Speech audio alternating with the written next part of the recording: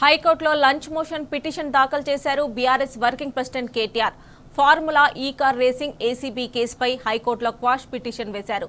Justice Shravan Kumar bench ముందు petition దాఖలు చేశారు. భోజన విరామం తర్వాత విచారించాలని కేటీఆర్ తరపు న్యాయవాదులు కోరారు. అయితే సీజే బెంచ్ కు వెళ్లాలని శ్రవణ్ కుమార్ సూచించారు. కేటీఆర్ పిటిషన్పై మధ్యాహ్నం విచారించే అవకాశం ఉంది.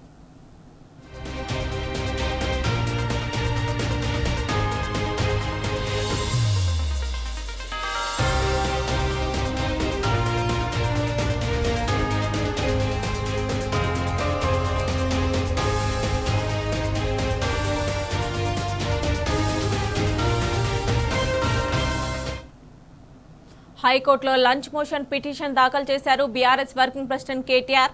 ఫార్ములా ఈ కార్ రేసింగ్ ఏసీబీ కేసుపై హైకోర్టులో క్వాష్ పిటిషన్ వేశారు. జస్టిస్ శ్రవణ్ కుమార్ బెంచ్ ముందు పిటిషన్ దాఖలు చేశారు. భోజన విరామం తర్వాత విచారించాలని కేటీఆర్ తరపు న్యాయవాదులు కోరారు. అయితే సీజే బెంచ్ కు వెళ్లాలని శ్రవణ్ కుమార్ సూచించారు. కేటీఆర్ పిటిషన్పై మధ్యాహ్నం విచారించే అవకాశం ఉంది.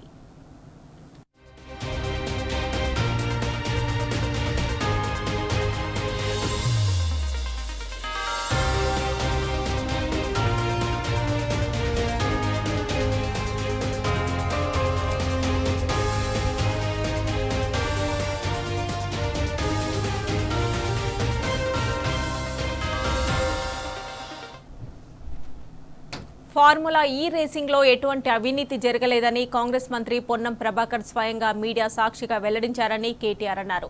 ప్రొసీజర్ కరెక్ట్ గా లేదన్నారని, అంతేగాని అవినీతి జరగలేదని చెప్పారన్నారు.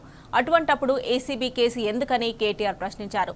ముఖ్యమంత్రిని తప్పుదోవ పట్టిస్తున్నారో లేక ముఖ్యమంత్రి అందరినీ తప్పుదోవ పట్టిస్తున్నారో అర్థం కావడం లేదన్నారు. తాను చెప్పాల్సిన విషయాలు అన్నీ చెప్పానని, అయినా ఆ కేసుకు తానేం భయపడడం లేదని కేటీఆర్ స్పష్టం చేశారు. అయినా కూడా తాము అలానే ముందుకు పోతామంటే మేం కూడా లీగల్ గా ముందుకెళ్తామని తేల్చి చెప్పారు.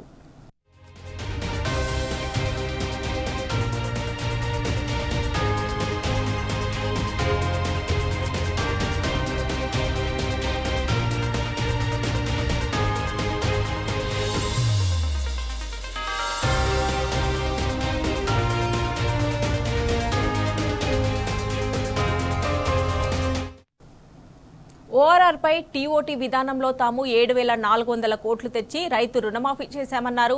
ఓఆర్ఆర్లో కుంభకోణం జరిగిందనే పదే పదే అంటున్నారు కదా, మరి ఆ పర్మిషన్ ఎందుకు రద్దు చేయడం లేదన్నారు. ఓఆర్ఆర్ ఆరోపణలపై సిట్టింగ్ జడ్జితో విచారణ జరిపించాలని డిమాండ్ చేస్తున్నామన్నారు.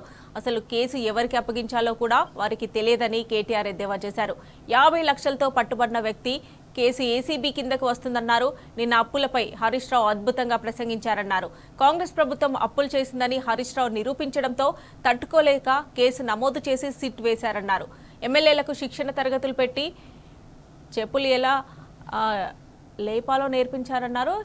ఇదా మీరు ఇచ్చిన శిక్షణ అని కేటీఆర్ ప్రశ్నించారు. సభలో ఇష్టం వచ్చినట్లుగా మాట్లాడుతున్న మంత్రులకు కూడా శిక్షణ తరగతులు పెట్టాలని కేటీఆర్ సూచించారు.